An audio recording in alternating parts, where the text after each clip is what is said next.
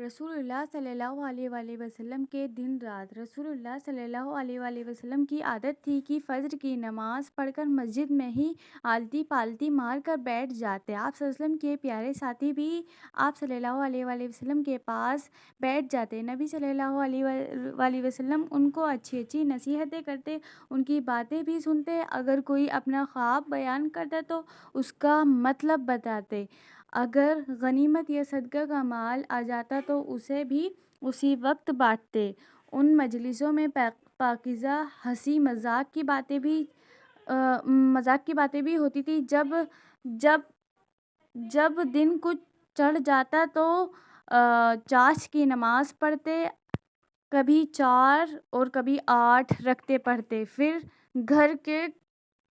گھر کے کام میں لگ جاتے، بکریوں کو دودھ دھوتے، جوتا ٹوٹ جاتا تو اپنے ہاتھ سے گانٹھ لیتے، بازار کے سامان خرید لاتے، مہمانوں کی خدمت کرتے، دوسروں کے کام بھی کر دیتے، یہاں تک کہ ظہر کی نماز کا وقت آ جاتا۔ نبی صلی اللہ علیہ وآلہ وسلم لوگوں کو ظہر کی نماز پڑھاتے، پھر عصر کی نماز پڑھا کر اپنی پاک بیویوں کے گھر جاتے اور ہر ایک سے ان کا حال پوچھتے اور ان سے بات چیت کرتے۔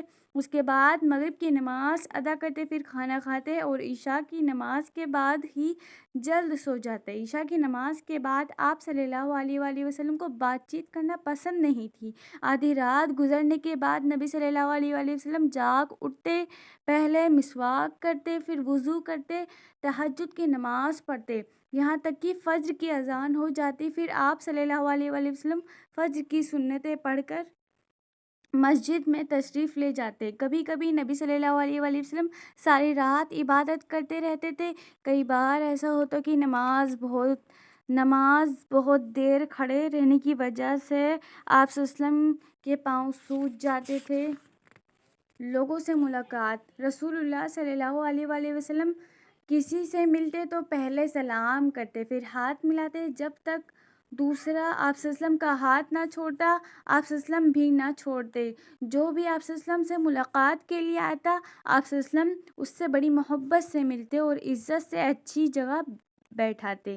ملاقات کے وقت اگر کوئی جھک کر نبی صلی اللہ علیہ وسلم کے کان میں کچھ کہتا تو آپ صلی اللہ علیہ وسلم دھیان سے سنتے اور جب تک کہ بات کہنے والا اپنی بات پوری نہ کر لیتا کان اس کے منہ کی طرف رکھتے۔ جب کسی کے گھر جاتے تو پہلے سلام کرتے، پھر اندر آنے کی اجازت مانگتے۔ آپ صلی اللہ علیہ وسلم نے تمام مسلمانوں کو بھی یہی طریقہ سکھایا اور یہ بھی فرمایا کہ گھر والے پوچھیں کون ہے تو اپنا نام بتایا کرو، یہ نہ کہو کہ میں ہوں۔